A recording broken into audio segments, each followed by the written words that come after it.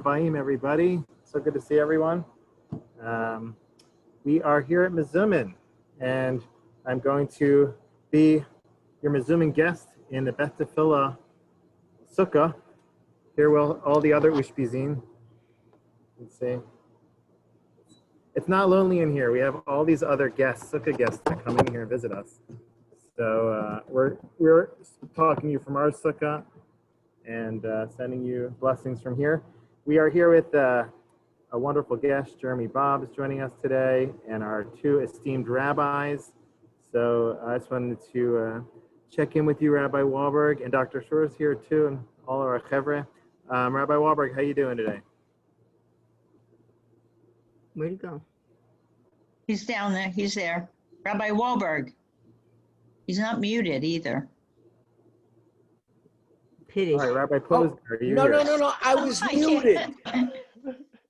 I'm sorry. You caught me right when I was davening for Donald Trump's recovery. I've been spending a lot of time doing that these days. In fact, it is the subject of my Parsha preview this week. Should we be praying for President Trump?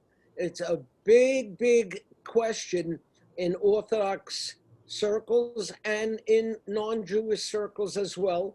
And I'm hoping to give a fair perspective on the subject because I must admit I am biased. I'm glad that you're talking about that and not me. No, you only have to talk about It's very simple, yeah. Jeremy, rioting on the streets. we'd prefer that you talk about that than Rabbi Wahlberg talk about that. Actually. I actually was going to ask specifically that Jeremy talk about it rather than Rabbi. If you give me a permanent lifelong contract as Rabbi Emeritus, then I'm happy to talk about it. He's beginning to sound just like me. Unbelievable. He's been on these programs for a few times. Unbelievable. Rabbi Yoga, before Jeremy begins, can I just say something about Jeremy, given that he is a graduate of Beth Tefillah, and that I'm extraordinarily proud of him and all that he has accomplished. I do want to say, and this is something, I mentioned it to Rabbi earlier, and he suggested I share this with the group, and I'm not sure how many of you know this, but Jeremy and Ari Koretsky and Ari Eisenberg, at their graduation from Beth Tefillah, their high school graduation, sang Ki Beiti Beit Tfilah. They sang V'Haviotim. And they introduced that tune, and that is when we declared it the school song. It says Ki Beiti Beit Tfilah Yikarei L'chol Ha'amim. They introduced it, they sang it at graduation, and from that moment on, the Beth Tefillah children, all 1,000 of them, have been singing that tune, that song, as the school song, and so it certainly does resonate.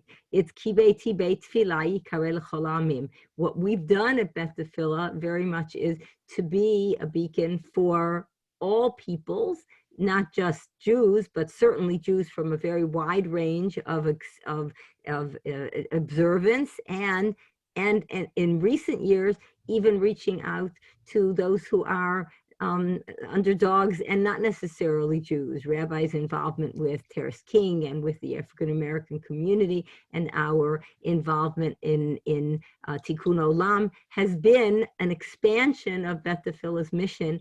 And I have to tell you, it started on the Bima at Beth Tefillah at your graduation. So just Can I just add, what we have done at Beth Tefillah is we have produced a Yonah Jeremy Bob. Do we all know who he is? I mean, I remember him coming to shul every Shabbos. I remember him in school. But he is right now the intelligence, terrorism, and legal analyst for the Jerusalem Post. The Jerusalem Post, because it is in English, is read by major players throughout the world. They're reading the opinion of someone we produced at Beth Tefillah. I mean, I find that absolutely mind-boggling. I find it incredibly inspiring. Isn't it? It is indeed. And it makes all that we do very, very much worth it. And in none of his It's very articles, possible, by the way, that Nadine Turner was a teacher at that time when Jeremy was at Beth Tefillah. So, I mean, I see her and on he the screen. survived. She did. She was a marvelous teacher. Don't say that. She's a terrific teacher. And Awesome. and Jeremy, by the way, is an incredible soccer player. That I happen to know for a That's fact. the most important thing. Yeah. That's And I just want to thank Dr. Shore, Rabbi Wolberg, Rabbi Posner, Rabbi Yogav, Sherry Brownstein, everybody who made this happen, and everybody who's here, a lot of familiar faces. I would have liked to have seen everyone. We had a plan to do this in person, and there was Corona, but I'm so glad that all of the powers that be were able to make this happen. In Zoom is still, we're all learning that Zoom can actually have some great things. So really, it's fantastic to see everyone. It's, when I speak to Beth Tefillah, it's like no other group, so much inspiration, so much of who I am is my identity I got from Beth Tefillah. So it's fantastic to see everybody. And we all love seeing you. I just want to mention one other thing. I think I saw Shirley Avon's name on here. Shirley Avon was the librarian in the school when you were there at the time. So I'm just mentioning that. There's just really wonderful connections that are on here. Well, folks, that's all the time we have. If you want to hear about Israel, you can read what Jeremy Bob has written in the post. And Jeremy, I'm looking forward to hearing from you. We really have a wonderful lineup for us tonight.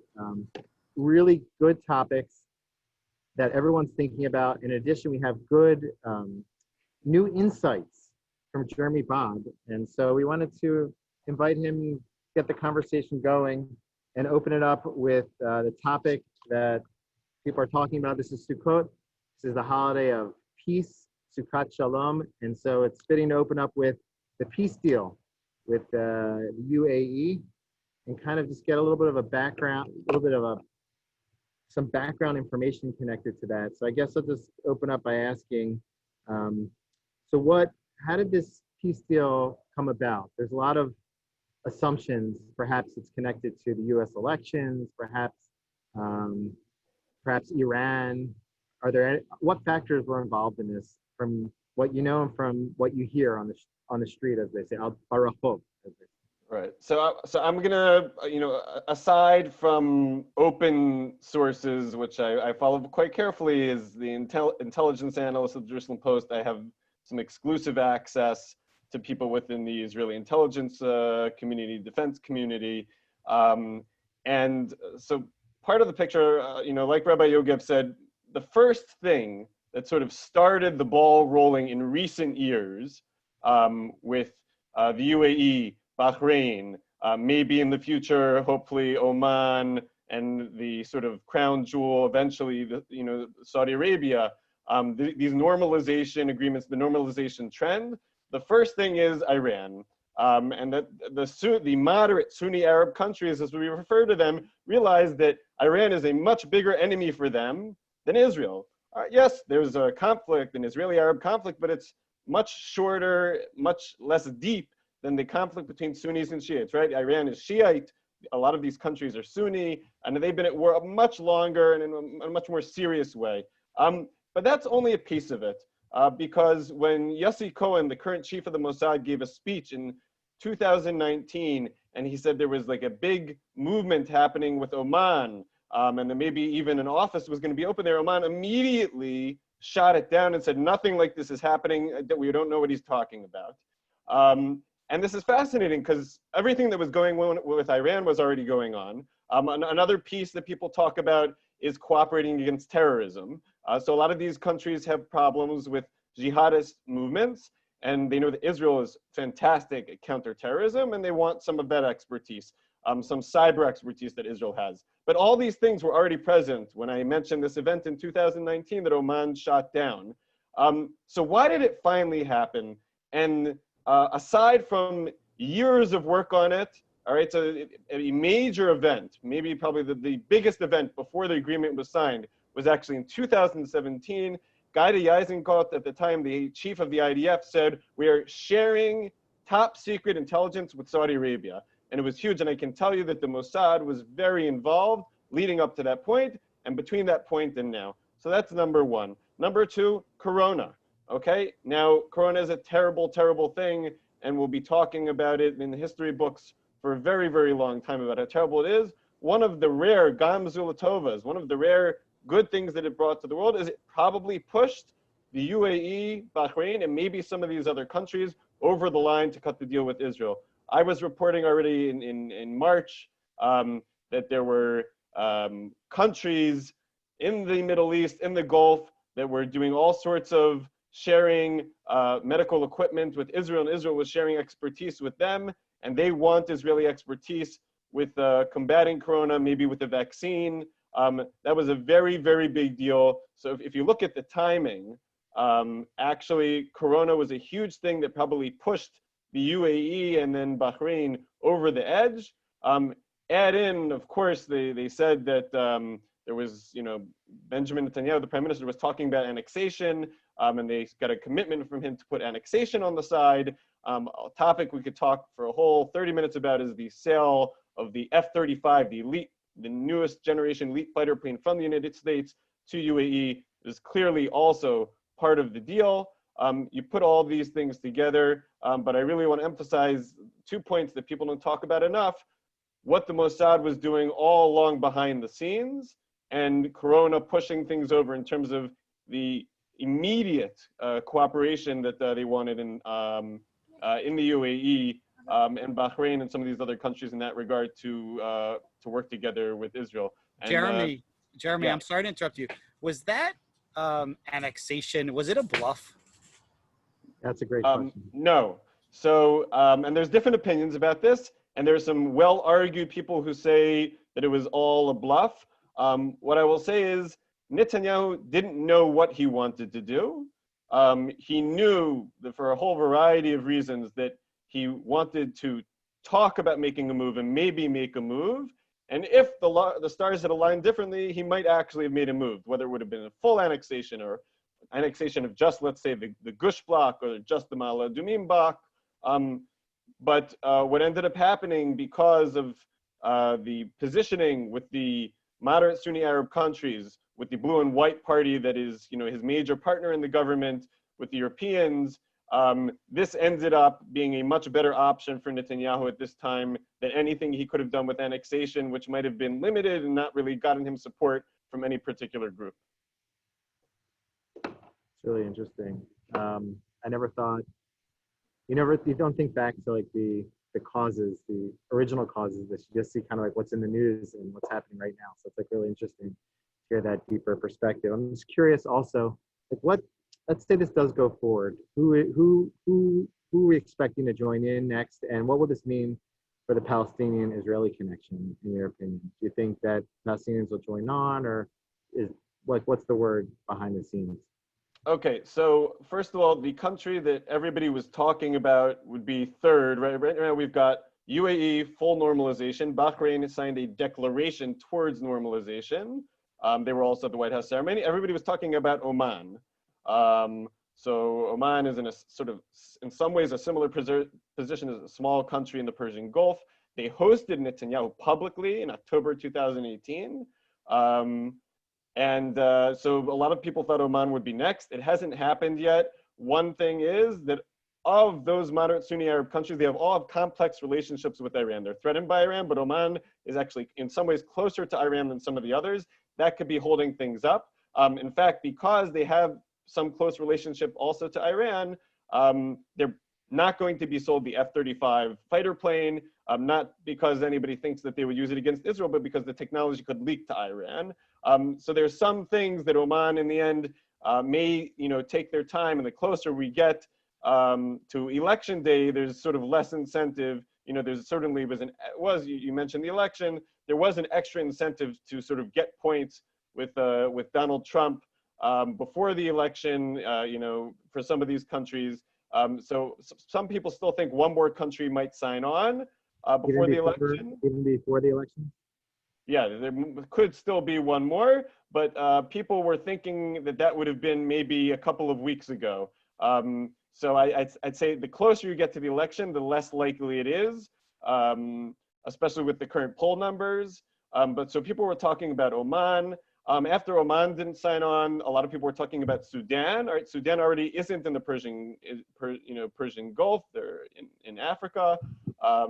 And Sudan is mind-boggling because not that long ago, Sudan was not only at war, in official state of war with Israel, but they were hosting all sorts of awful terrorists and training terrorism and helping with smuggling to get weapons to be used against Israel.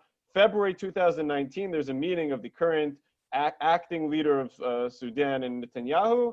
And so that's one of the reasons why they are being discussed a lot. Another big reason is Israel has a controversial issue with about 35,000 non-Jewish African migrants that are here. Some of them will probably stay forever, but some of them might go back to their country of origin, and Sudan is one of the major countries. So Israel would like to make some sort of arrangement with Sudan. Sudan would like to be removed from a terrorism list of the United States, and there's some complex negotiations about, do those things happen at the same time? Is it worth it from Sudan to make a deal with Donald Trump that might not be honored if Joe Biden wins the election?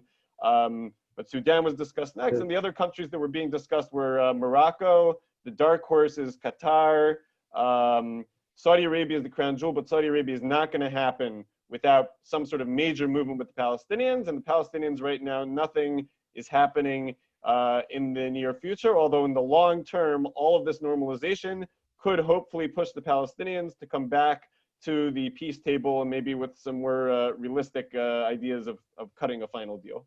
It's amazing. I don't know what our audience here feels, but whenever I hear about this news, I mean, I lived in Israel for over a decade, and I saw all the infighting between us and our neighbors. Like a remarkable thing.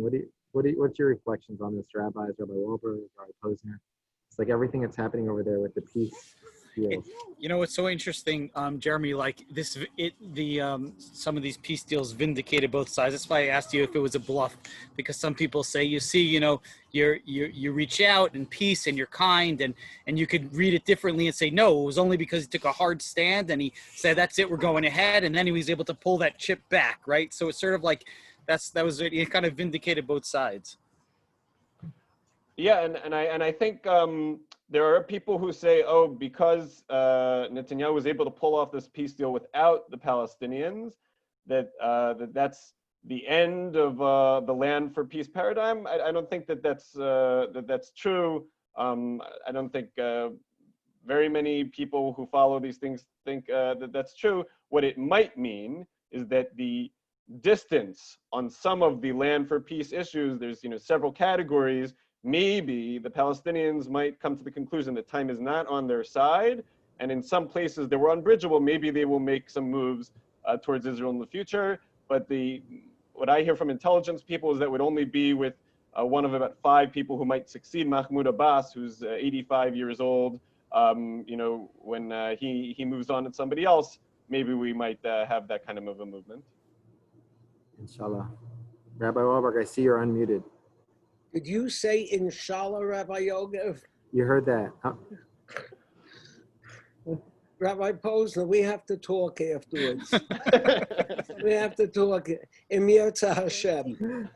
I feel that what happened with the United Arab is incredible, because it is not just the leadership like happened with Egypt and Jordan. It seems to be the people also. And to have Arab people speaking in such friendly tones about the people of Israel is a remarkable change, because what we've had with Jordan and with Egypt is a cold peace. And this seems so much warmer that it really offers hope for the future. But the Palestinians are not going away. Yeah. This gives Israel, I guess, a stronger hand, or the Palestinians a weaker hand, but they still have a hand.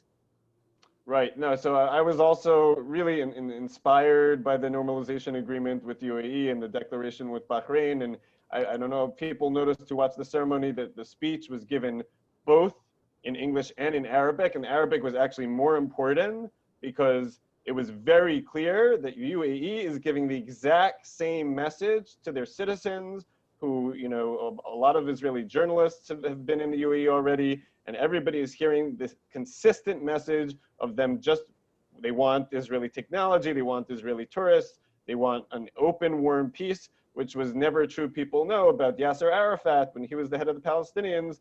There was one thing he said in English and one thing he said in Arabic. Right. So there's a lot of hope for that, and I do think, again, and it's not around the corner, but in the long term, I think unquestionably, now that it's not just Egypt and Jordan, but also the UAE and Bahrain and maybe some other countries, this is going to have an effect on the Palestinians. When that's going to be, I don't know, and nobody knows, but it will have an effect, and hopefully that will, you know, at some point actually bridge the differences on some of the issues.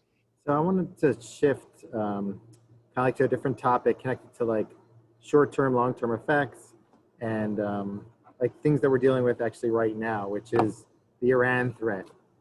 Now, I chatted with you and you share with me some information that a lot of people don't know about. You know, there's different forms.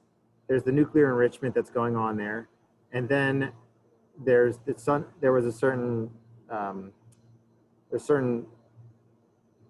slowing down of that enrichment recently due to bombings that happened over the summer that not that many people know about. So I wonder if you could share a little bit about that. And in addition, that's like one piece, but also underground, the cyber attacks that have been happening and Israel's response to that.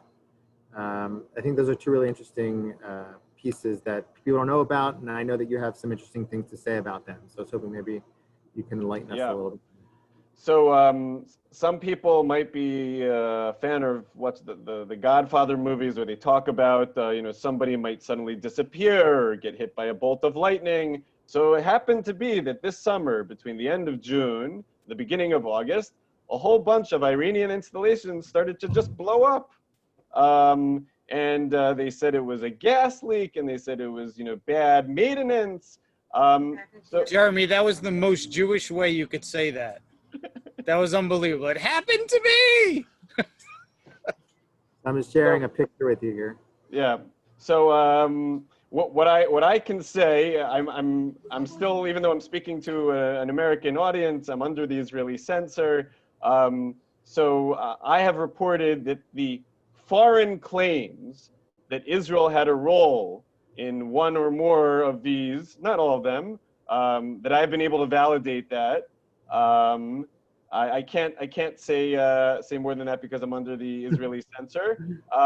But basically, people who read about Iran are probably reading a lot about the sanctions battle, the maximum pressure campaign. But since May 2018, the Trump administration has put major sanctions on Iranian oil, on all sorts of industries, and that there's also a battle going on right now at the United Nations about an arms embargo that will expire in just another week and a half, and that these are like the big battles. And I don't want to say that they're not important. They are important. Certainly the sanctions reduce Iran's ability to fund proxies such as Hezbollah in Lebanon, such as Shiite terrorists or people who want to attack Israel from Syria, maybe in Yemen.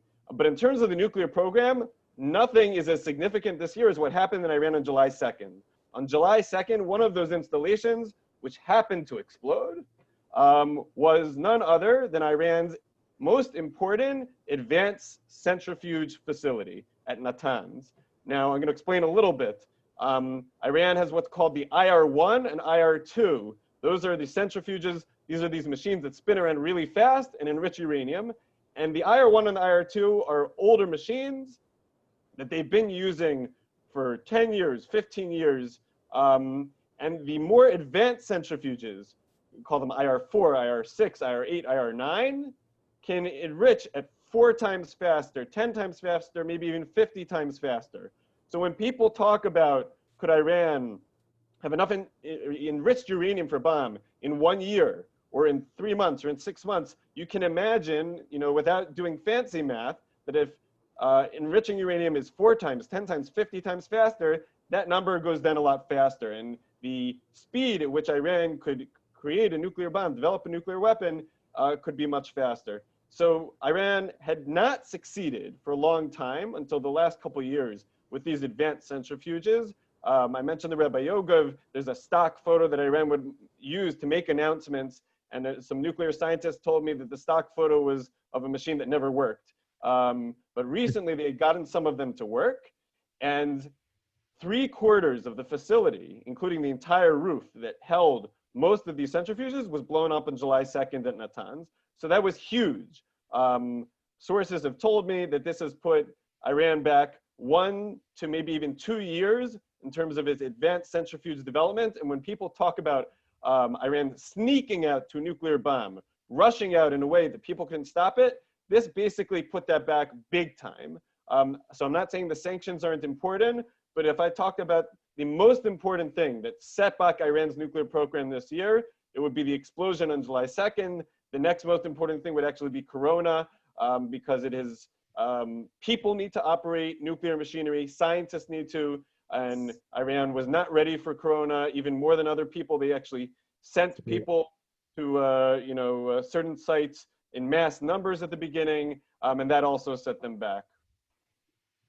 It's amazing, like, to think about all these other factors that you don't usually hear about, like Corona and the bombing. So was it a ground attack, or was it cyber? Are there different accounts? Okay, so I also have to be careful about what I say. Okay.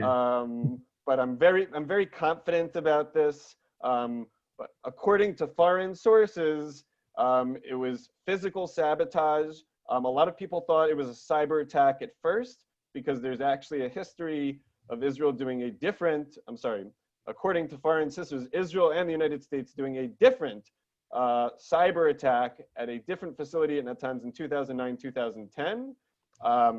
And in fact, Israel, with a bunch of winks from Naftali Bennett, from Israel's cyber chief, Yigal Una, was responsible for a cyber attack against Iran in May, one of its major ports.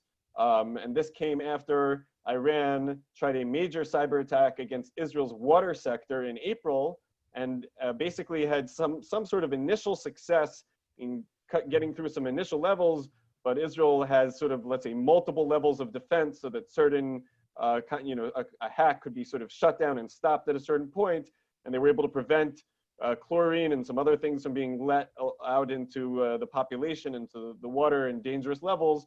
But even though it didn't succeed, Israel hit back with a major attack that basically completely stopped an Iranian port for over a week. Really, was in fact, yes. When was that? When was the other cyber attack on the port? When did that happen? The cyber attack was in May. So Iran tried something in April, and Israel, again, according to various winks and nods, responded in May. So people thought that maybe also the attack on against the advanced centrifuges, which make nuclear, which enrich uranium for the nuclear weapons program, on July 2nd, maybe that was also cyber. There could have been a good argument for it, but I can say confidently that in this particular case, it was old-fashioned physical sabotage. There may also have been Iranian dissidents on the ground involved, but the indications are that they could not have pulled it off on their own without help from bigger powers, let's say. I don't know about anybody here. This cyber stuff's kind of scary. I mean, we don't know. It's all kind of new, like breaking through barriers and with the water and. Jeremy, that was a very rabbinic statement that this couldn't have been done without higher powers. We totally agree with you. Speaking of powers, higher or lower tier, you'll be the judge. I want to shift just to one more topic, and it's amazing how this topic keeps coming up, even though it seems like it's over each time. Israeli elections. Can they happen again? I'm hearing in the news that they might be going to elections again. On December 23rd, we might hear of new elections.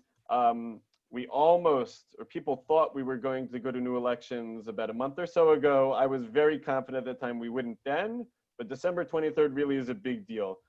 What's going on, just to back up a little bit, right? The government in Israel is shared power between Benjamin Netanyahu and the Likud, center-right, blue and white, led by Benny Gantz, a former IDF chief of staff, which is either center-left or center, depending on who you ask. And basically they agreed to a rotation. The Netanyahu would be prime minister for a year and a half, and then Gantz would be prime minister for a year and a half. And Netanyahu, some people would call him, cunning. Some people would call him, brilliant. It depends whether you're, which you're negative or positive on Netanyahu. But he's outwitted a lot of previous people he's cut deals with. And this deal is actually, I call it a straitjacket deal because there was a former official from the Justice Ministry that wrote it so that there would be no holes. There is one hole. The one hole is a budget has to get passed.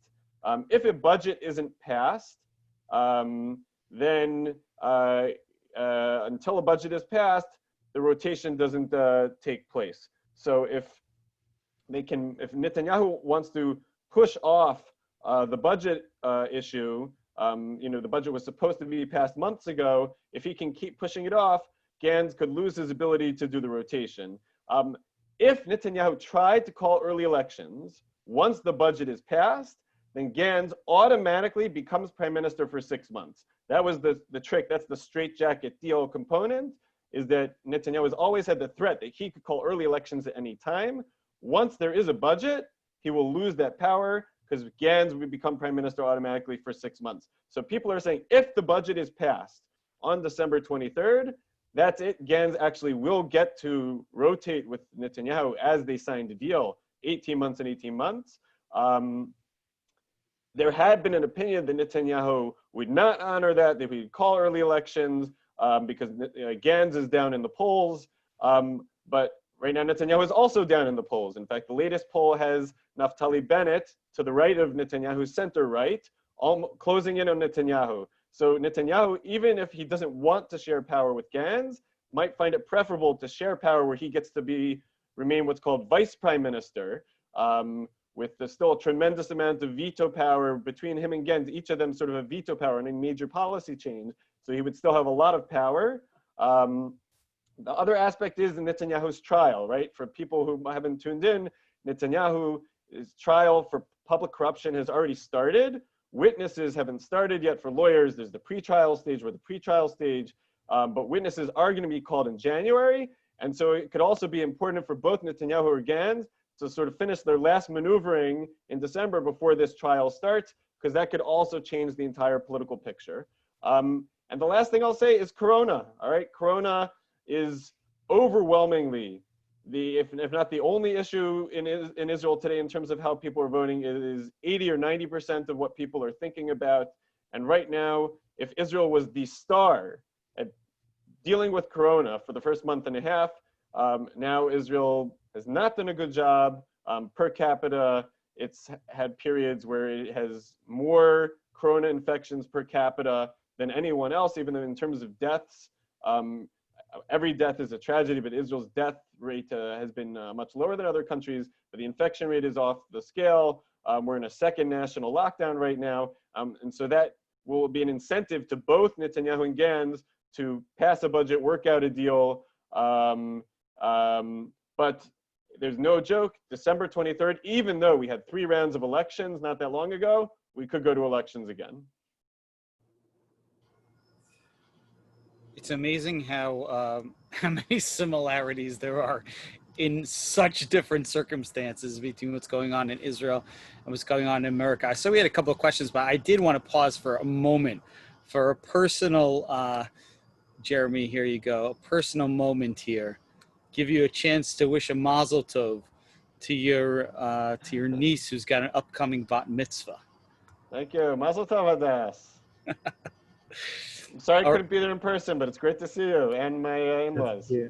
For those who don't know, well, actually, probably nobody here knows, but there's a connection there. Hadass's father was my chavruta in yeshiva, and they're connected with Jeremy. So I just, what could I do? I had to. I'm sorry. All right, Rabbi Yoga, back to you. You have so many yeshiva connections on our show. It's amazing.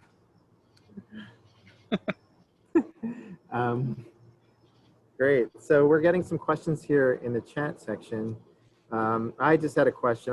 I'll lay out a few questions and you can choose where to go with them. But just one question I had, like, what's the general vibe in Israel with regards to the peace deal? That's my question. But I got a question also in relation to what Israelis are thinking.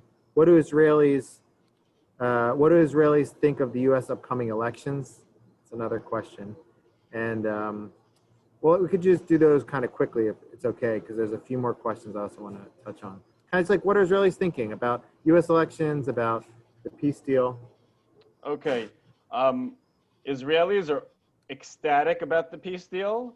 There are a couple of groups that are, definitely concerned not to forget about the Palestinians, that, the true conflict that needs to be resolved is the Israeli-Palestinian conflict. But there's really nobody other than maybe the joint Arab list that sort of toes the line with whatever the Palestinian Authority says on foreign policy. But from, in general, left, right, center, people are thrilled with the peace deal. Now, if you're on the left, you didn't want to give credit to Netanyahu too much, and you sort of cited other factors. If you're on the right, it was all Netanyahu's genius. But the deal itself, everybody is thrilled about it. Israelis want to be accepted. People talk about sometimes bias at the United Nations against Israel, and yet Israel is always sort of trying to be accepted. Israelis want to be accepted by the world. It's very meaningful.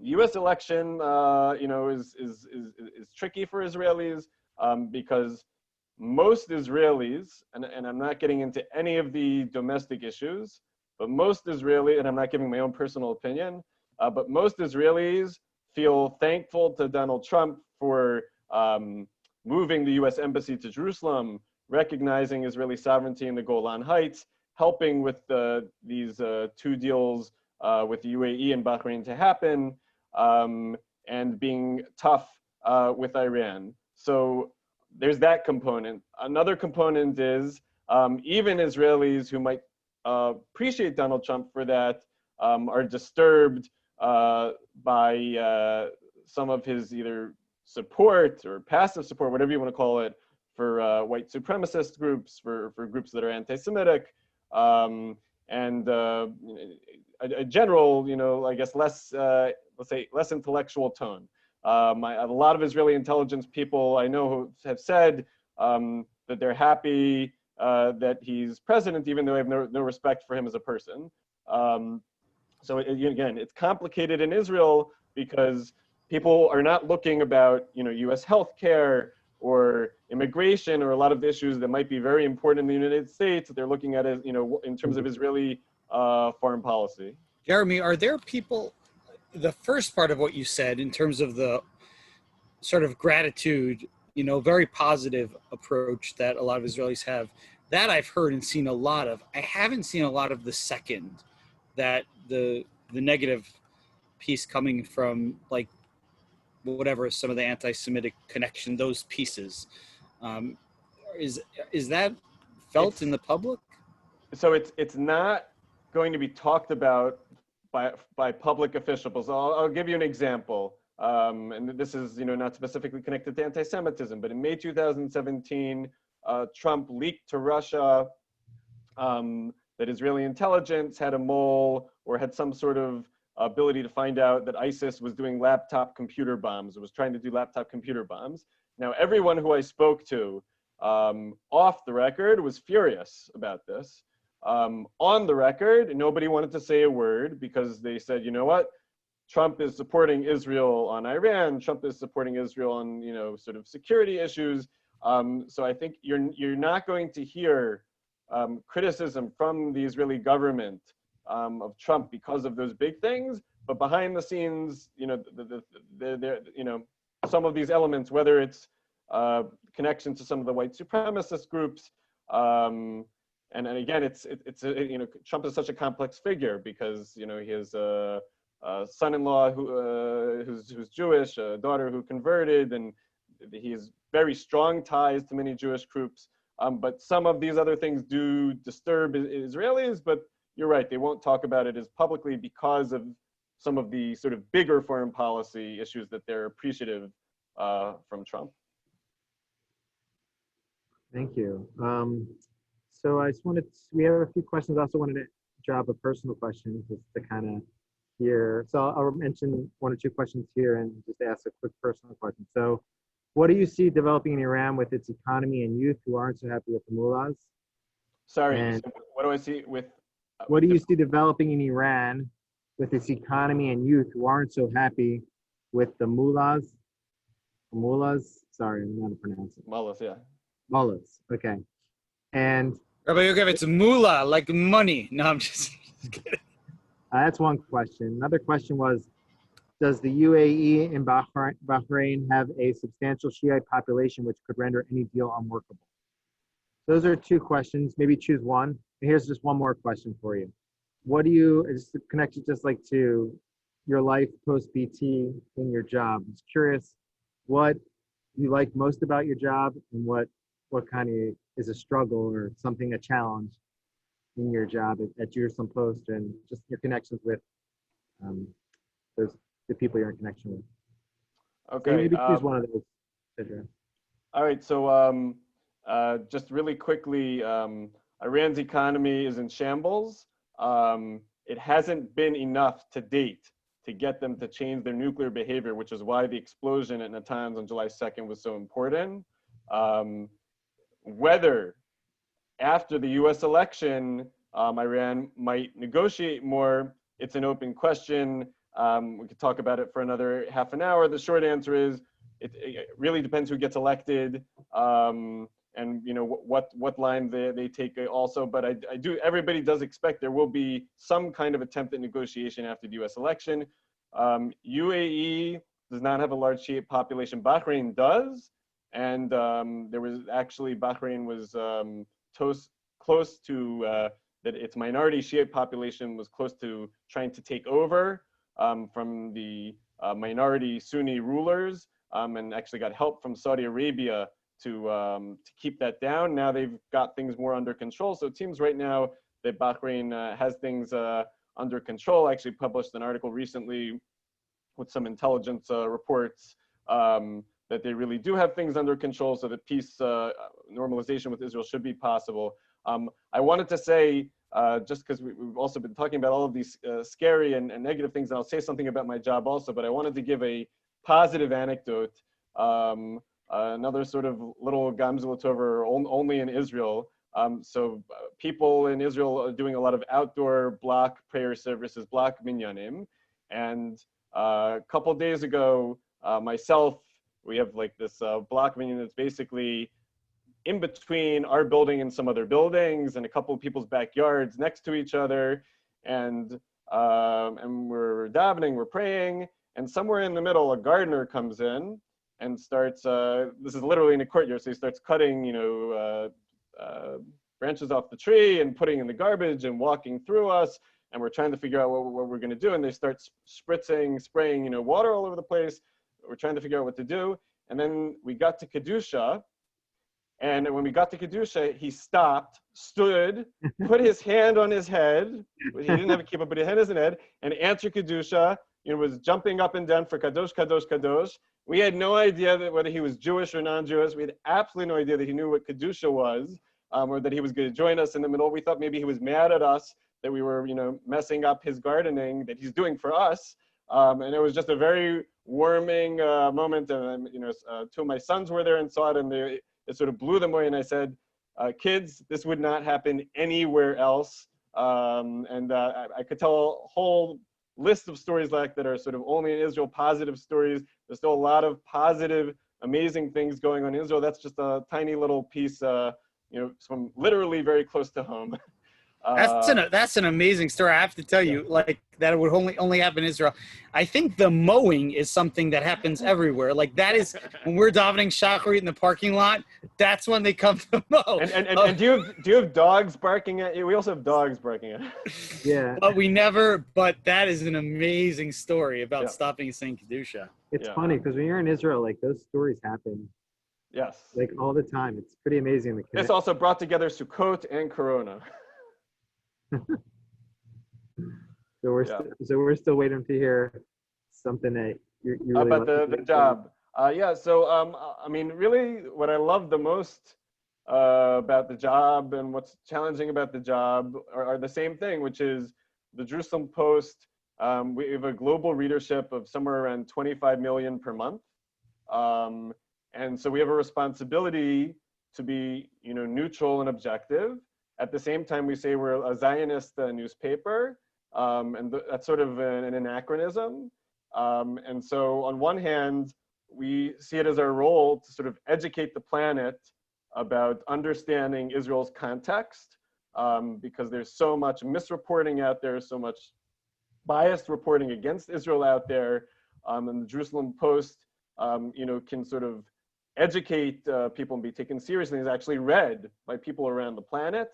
On the other hand, it means that there might be some Israeli outlets which might be able to avoid stories where Israel might be imperfect. And Israel, I think, is a fantastic country, but no country is perfect, no democracy is perfect, and Israel is not an exception. And so sometimes, we have to write about some of those stories. Sometimes that's hard. But I think, as long as we always put it in context, we always say, well, the story that we're putting out is going to be honest.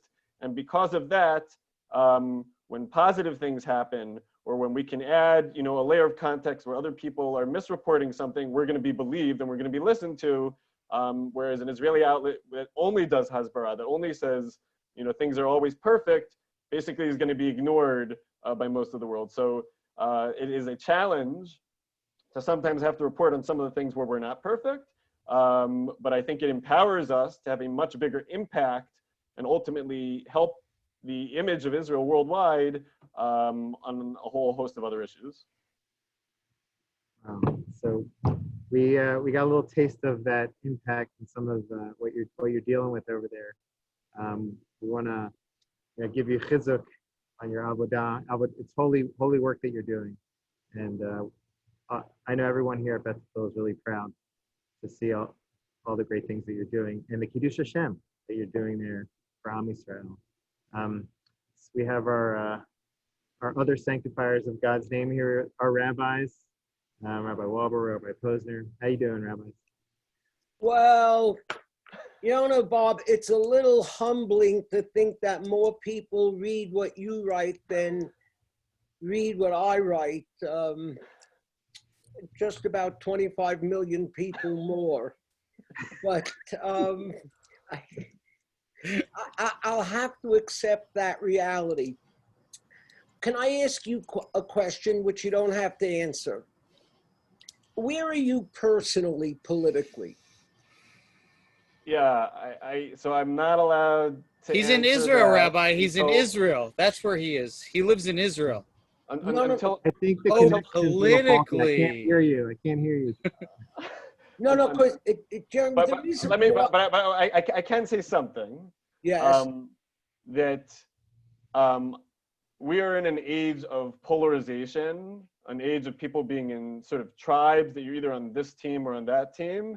And that is something I'm not into. I think it's incredibly important to look at the issues, to study the issues, to hear both sides on everything. And that's when I vote, then I sometimes only decide who I'm going to vote for, very late in the game. I'm really looking at a number of different issues, foreign policy, domestic policy, and I might agree with one candidate on this and a different candidate on that. And so I, tend to think whether it's the Israeli election or the US election, the most important thing is for people to dialogue, to respect each other, and to realize that, if one side wins, it doesn't always have to mean, that you completely lost. And guess what? The pendulum swings back and forth. And usually if one side wins, the other side is going to win the next time. And so we all need to sort of learn to maybe move away from this polarization and be able to talk to each other and realize that it's not, you know, us or them. No, the reason why I'm asking that question is because from reading you, I wouldn't know the answer, which I'm saying as a compliment, because there are other writers, what you write is usually factual. It's not a matter of your opinion. But take somebody like Caroline Glick. Now, I read the Jerusalem Post every single day. But I don't read Caroline Glick because I know what she's going to say. Just like when I read Haaretz, I'm not going to read Gideon Levy because I know what he's going to say. And there are people like that on the Jerusalem Post. You know, I really enjoy reading Amos Asael. He's very good.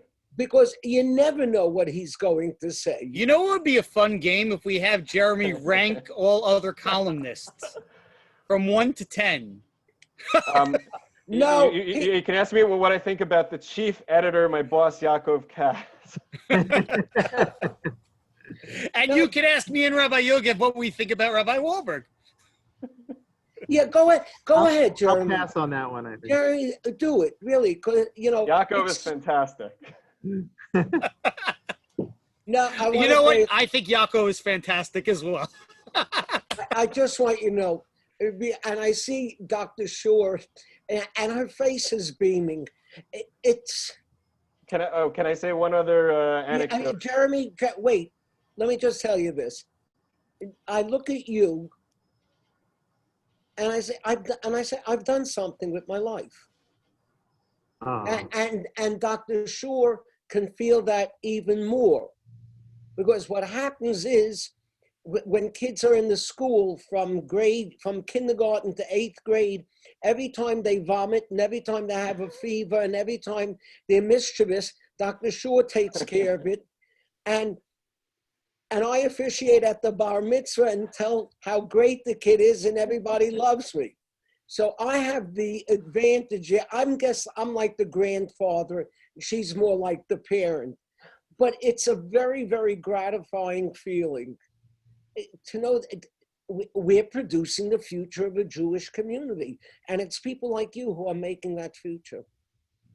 So I wanted to say, I think I said this at the beginning, but in case people missed it, I mean, especially all of the rabbis and also Sherry Benson, but especially Rabbi Wahlberg and Dr. Shore really are responsible for a large amount of my identity, my wanting to make Aliyah, my Tzionut, my Zionism, a lot of other things. Most of the good things I do is good things that I do as a speaker. I'm sure there's some bad things I do as a speaker, but the good things I do as a speaker, I was watching Rabbi Wahlberg all the time.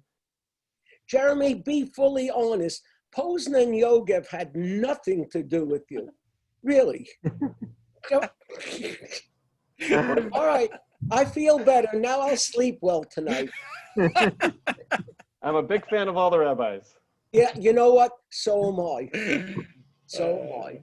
Well, on that note, that positive note, we're going to wish everybody Chag Sameach. We're happy you came here. And many blessings to you. From our sukkah to yours, or from our sukkah to your living room. May you have a beautiful Chag. And stay on for a little bit. We're going to go off live on Facebook, and you can stay for a little bit to chat. I know what time is it over there? Probably like maybe for like 5 or 10 minutes, or what is it? Close to? It's 4 o'clock by you. 3 o'clock. 3 so o'clock. Yeah. Maybe you could just wish everybody goodbye there. Rabbi Wahlberg, it's time for Jeremy and for your bedtime. No. Before I go to bed, I have one more prayer for Donald Trump. No. Yeah, I think if it's okay, I think I'm gonna sign off. Okay. Thanks so much. You all, thank you so much. Chag Sameach. Okay. Excuse me. Enjoy Eretz Yisrael. All of you. Thank you, Jeremy. Thank you. Thank you for joining us. Thank you. Thank you so much. It was great to see you. Great to see you. Thank you, Sherry. Bye. All right, now everyone can ask the rabbis what we think about the Mossad and that we can give you our opinions you'll from be- all of the Rabbi behind- Posner, what I did want to know, what do you think? with all you know what my sources tell me. We have some questions coming in for you, Rabbi Posner. Yeah, people want to know like what's on the sign behind me in my sukkah. Yeah. It's Yeah, whenever we hear Jeremy speak, really, like I think he does such a great job. I could say this now.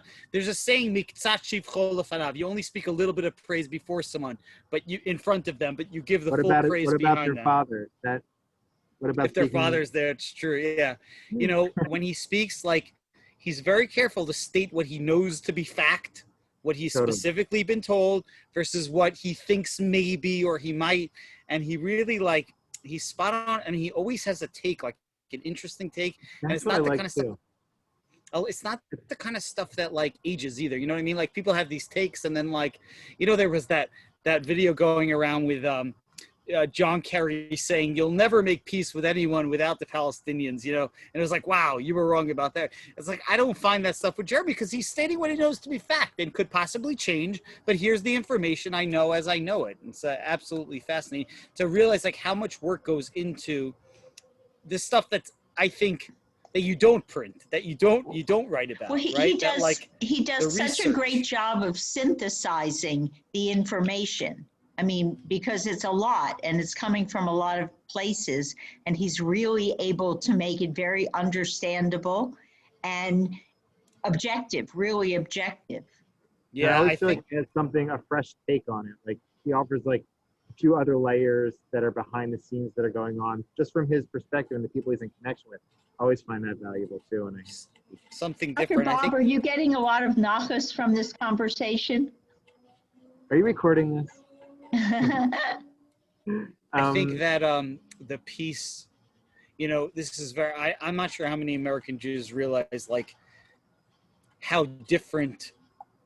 And I want to be like Jeremy Bob. I don't want to get political. I want to say fact here, like how different. You know, for Israelis, many Israelis. Jeremy brought that. I hadn't heard that sort of behind the scenes kind of, but for them. Strictly Donald Trump is a hero for the stuff he's done for Israel. And, you know, for them, what's going on here, whether it's, you know, COVID or whether it's the debate, like what they know is Donald Trump has been a great friend to Israel. It's a totally different perspective. Even a Jew living in America who's pro-Trump contends with some of the other issues. But in Israel, they really don't have to. And I'm not saying that they necessarily should at all. It's just very, very, very different perspective. There's Not a lot. their issue. If that, that's exactly. I unmuted. Harold Bob's unmuted. So if you want to say hi. Oh, the doc. The doc. Hi, glad to say hi to everybody. Certainly very proud of Jeremy and remember very well his time at Beth Tefillah. And appreciate Dr.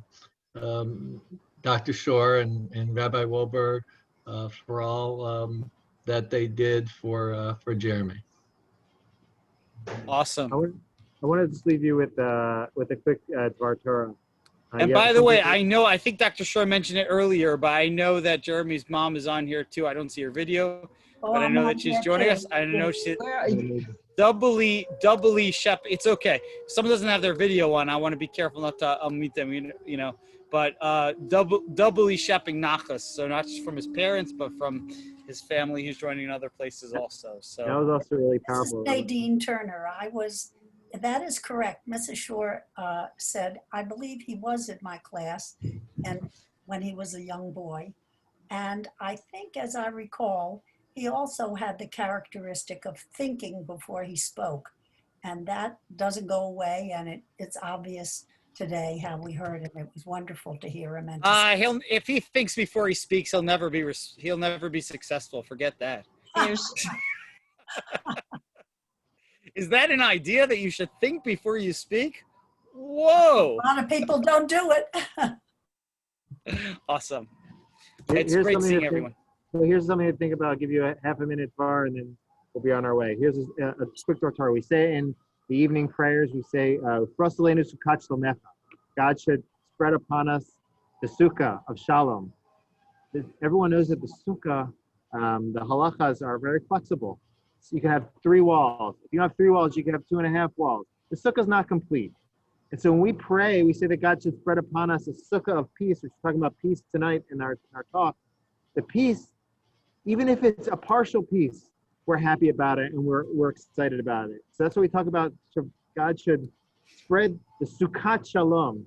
So any step towards peace are good, especially in these days. So may this be a peaceful time that you spread peace, even if it's not complete. Take steps towards even partial peace, and through there, we'll get to our full, complete peace, B'ezrat Hashem. Rabbi Yoga, before we Amen. sign off, we have official confirmation in our chat that Jeremy's mom is proud of him too.